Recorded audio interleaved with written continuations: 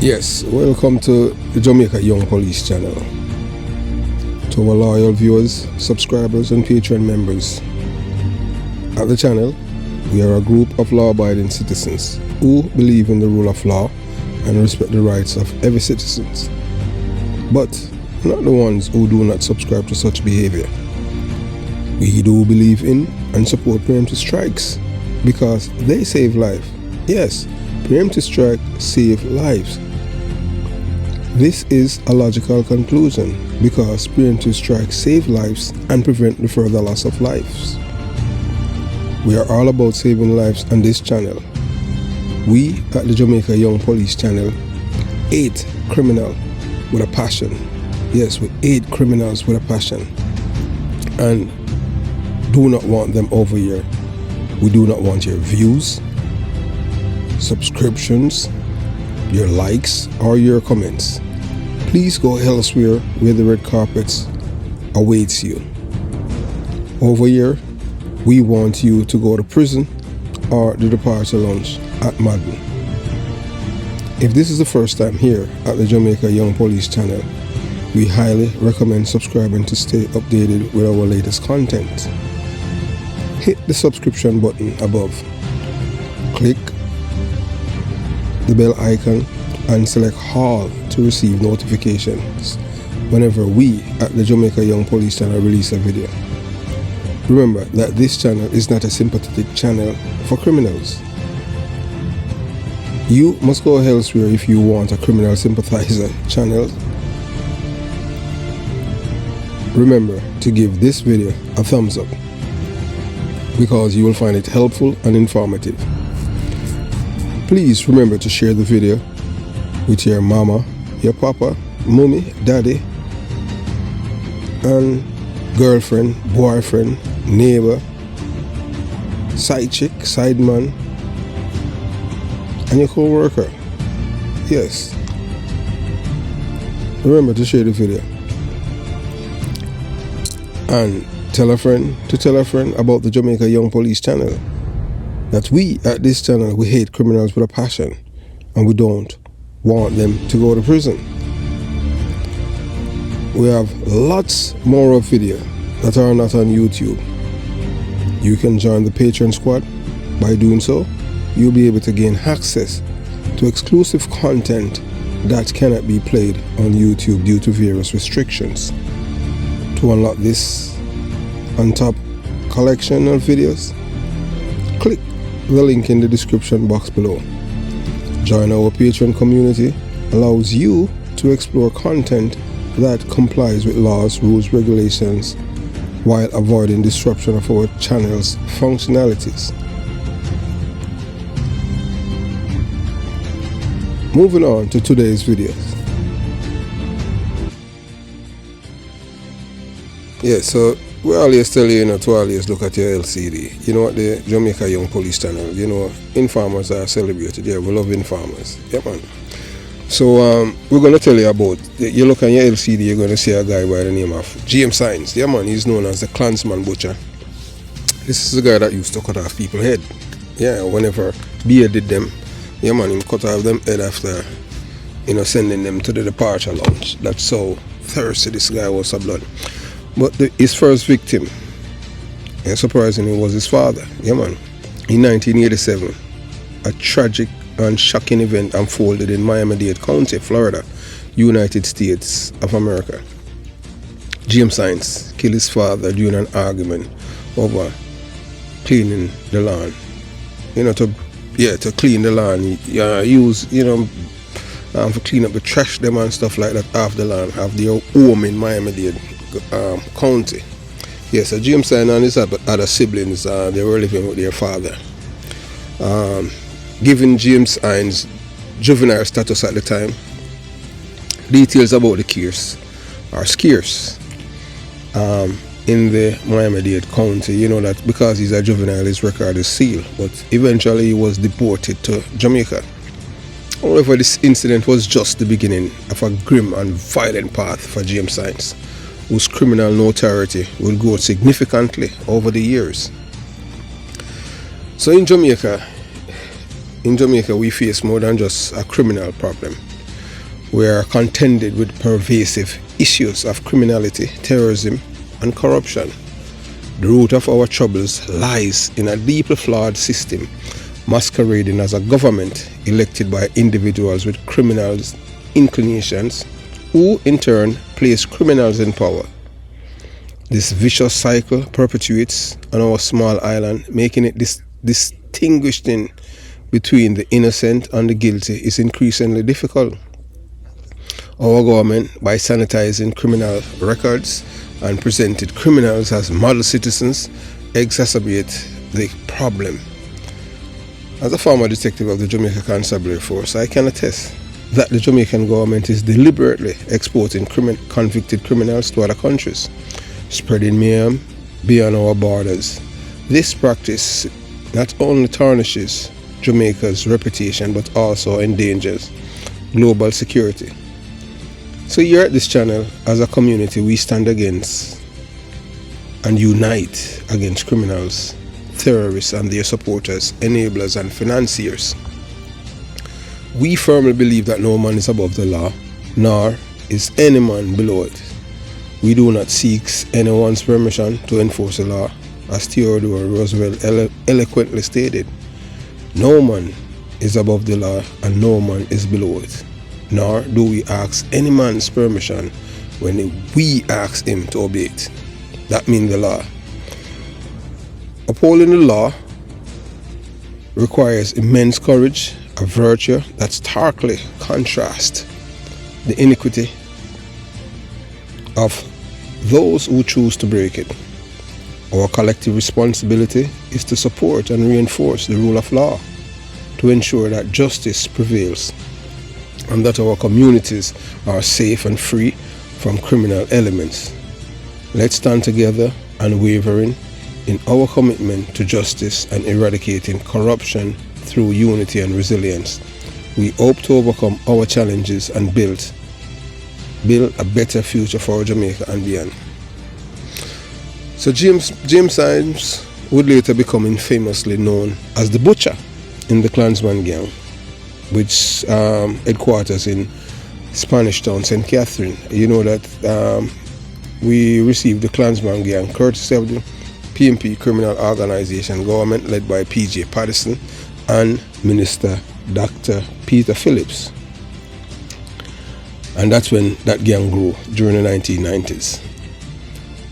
James Hines was deported back to Jamaica after what he had claimed that you're gonna hear from this man who's a relative, close relative, and you're gonna hear some things even about James Hines' cousin called Betrayal. Yeah, so James Hines, who would later become infamously known as the Butcher in the Klansman gang, used surgical knives to behead his victims after killing them.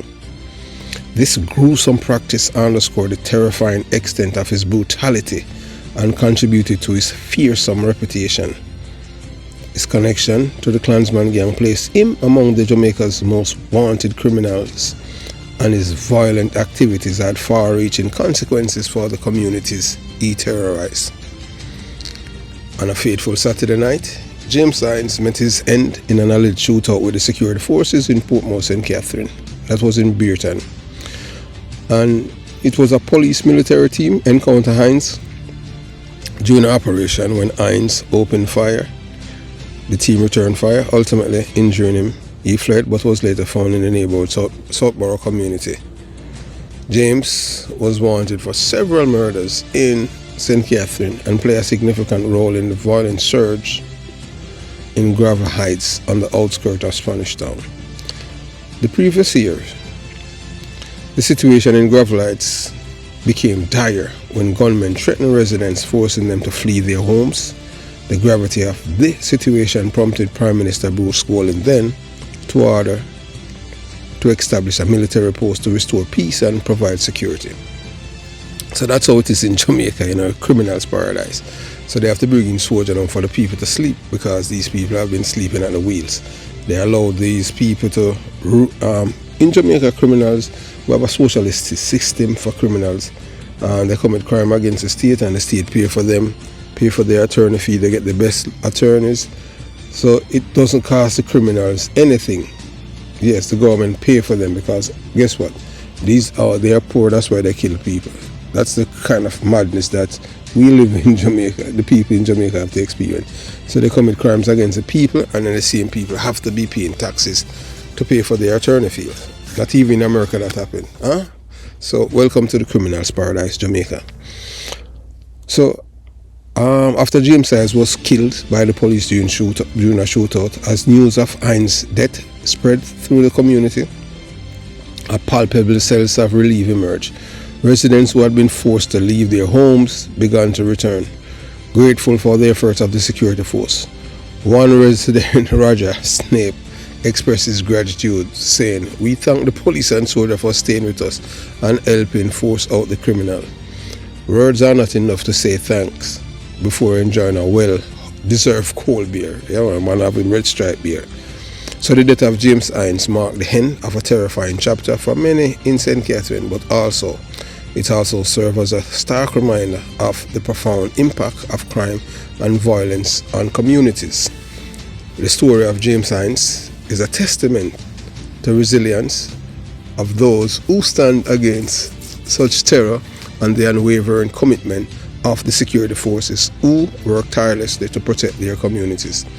So you're going to hear from this close relative of James Hines, and he's going to tell you some things about him and how he killed his father in Miami, Florida.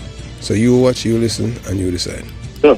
Well, I'm good on my brother, but just there I go and take it easy, you know.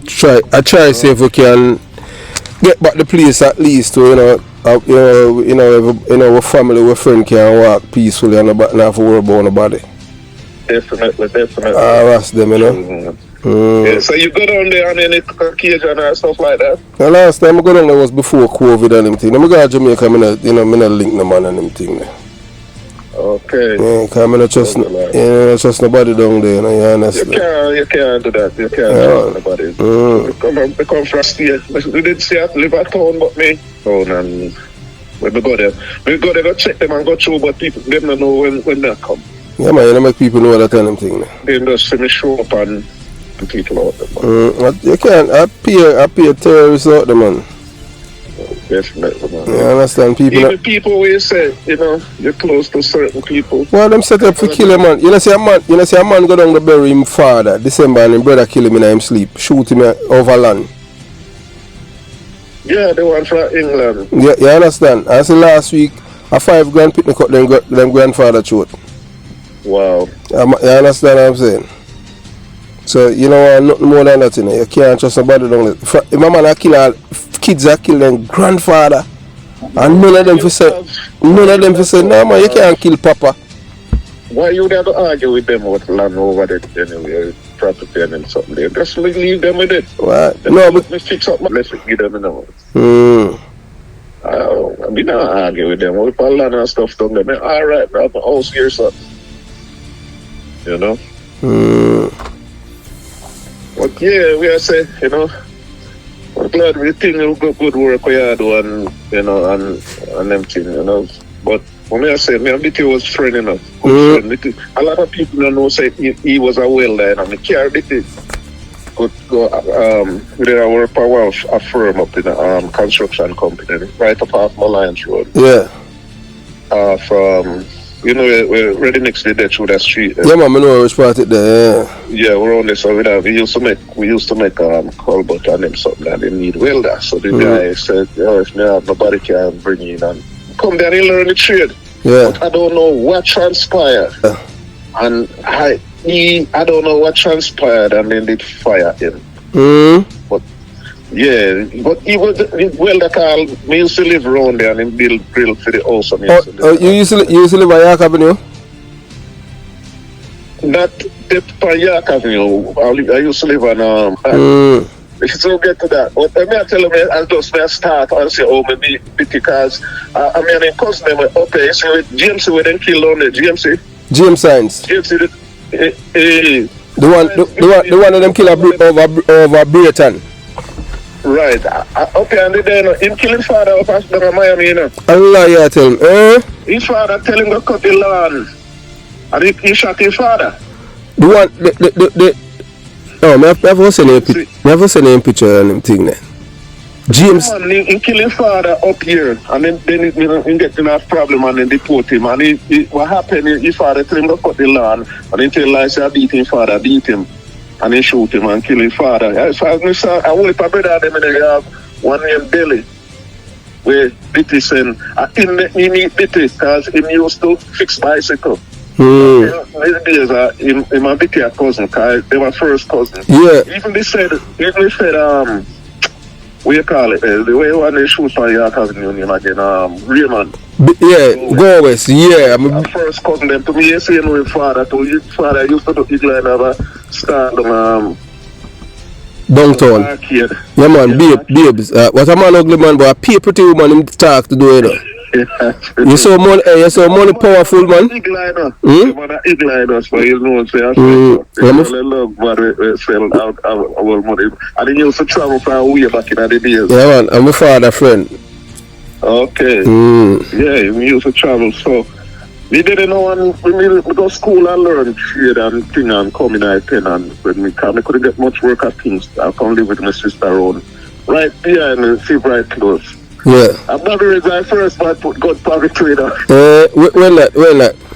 One night, man, we used to patrol, but I'm going to tell you, police never trouble me. We used to sit up, and then they say, no, be the right on my old drive. That you have heard, that is just like a snips of it. Yes. So the story you're about to hear, it's crippling, harrowing accounts from a man intimately familiar with the individuals involved in a web of violence and betrayal. This is the man who was a distant relative of James Hines, Carl Bitty Hines, and the other. So if you want to delve deeper into the tragic and brutal tales surrounding James Hines and his cousin, Carl Bitty Hines, you must hear this man's testimony. It's like, it was over 3 hours, but we delete some of it for security purposes to protect others because, there are some people who are still around.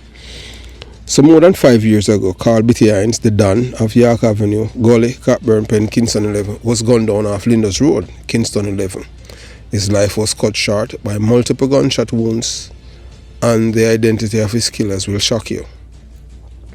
The person responsible was someone he knew and trusted right behind him when they pulled the trigger. This betrayal highlights how easily criminals can lose their lives to their closest associates. They consider their general, pari, crimer, friend. Some months after Carl Bitty Hines' death, Owen Rifle Clark, a key figure responsible for the financial success in many youths in the music business and other ventures in Cockburn Pen, Kingston 11, was killed. Less than a month later, Alfonso, one of the British Harriet Clark's friend, was also murdered.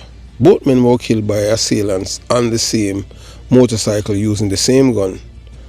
The rifle used to kill Carl Bitty Hines was sold to men from Montego Bay, St. James.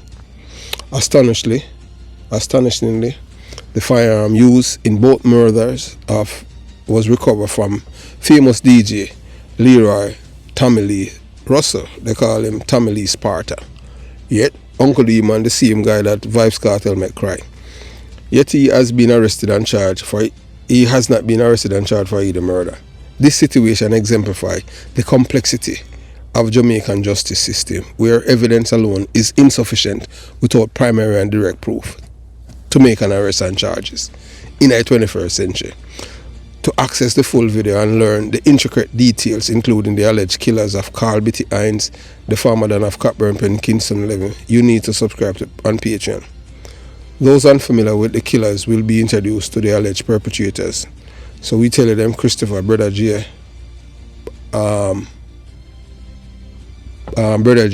Police Chris Ebert, Errol Muscle Johnson, that is so-called Bitty friend. He lives in Canada. Yes, he was given papers by the PNP government to migrate to Canada. Yes, there's a people have the PNP government, they have ways how to get people to migrate to Canada. Those of you who are familiar with a guy by the name of Spy Robinson from the 70s, 1970s, 76, during Michael Manley when he was Prime Minister. Yes, you have a guy named Spy Robinson. That's how he migrated to Canada. And that's why you have a guy the other day was trying to do the same to go to Canada with his family. So there, other man, Lionel Johnson, Muscle son from Cockburn Pen, Kingston 11. Pen called the Snake, who strikes when least expected. Yes, he's the one that you're going to hear kill Bitty's cousin, courtesy of Errol Muscle Johnson. Yes, and his brother. Yes, so you're going to hear even about a shooting of Professor Nuts. That was done by Muscle's brother. Professor Nuts was shot in the buttocks and he was set up by the same woman that he went to visit and rob him. You understand? So you know you're gonna hear who killed Rifle if you haven't known before, and won the British chariot. So Muscle is also accused of orchestrating the murder of James Hines, member of Klansman gang from Spanish Town, St. Catherine. He by providing the police with his whereabouts. James was the first cousin of the late Carl Bitty Hines, was set up by Errol Muscle Johnson. So him an informer too. Although them, you know, we love informer, you know, so him an informer, so you understand what I'm saying, yeah. So leading to his son killing Bitty and Freeman Owen, Rifle Clark, Alfonso, one of the British and other British crew member. So the trail of victims linked to Muscle is extensive. A.K. Raymond, you have Raymond A.K. Go West, was deceived about Bitty's death by Muscle, because Muscle lied to Go West, and then after that them kill him. That a Raymond Go West cousin. Lionel killed Pulpy, stepson Ratty, a notorious killer in White Wing and Cockburn Pen, Kingston 11. Muscle have a brother who's wealthy. Remain estranged from him and his children due to their actions. Muscle's manipulation and betrayal are driven by envy, malice, perpetrated by his illiterate partner. Without the support of individuals like Raymond Go West, Rifle, Carl Bitty Hines, Muscle would have been in prison for illegal possession of firearm, and maybe he'd be dead. You understand? So Muscle paranoia is evidence as he hides fear and retribution for his deeds. He and his partner spread lies and justify their action, betraying those who once helped them. Rifle's son was arrested and for the murder of Tully. Yeah, his last name is Smith. But Muscle thirst for vengeance led to Lionel shooting Rifle in the back of his head. Muscle days are numbered and he constantly fears retribution. So in Jamaica, the lines between criminals and law-abiding citizens blur, and the government fails to address the underlying corruption. This tale serves as a stark reminder of the harsh realities in our society where betrayal and violence are rampant and justice remain elusive. So join us on Patreon to uncover the whole story and understand the depth of this criminal's paradise, Jamaica. So welcome to Jamaica, the criminal's paradise, where even with substantial evidence, securing justice is an uphill battle, exemplifying a criminal's paradise at its best. So if you want to hear the rest of this saga, you'll have to subscribe to Patreon. So have yourself a beautiful day. Jamaica Young Police Channel out.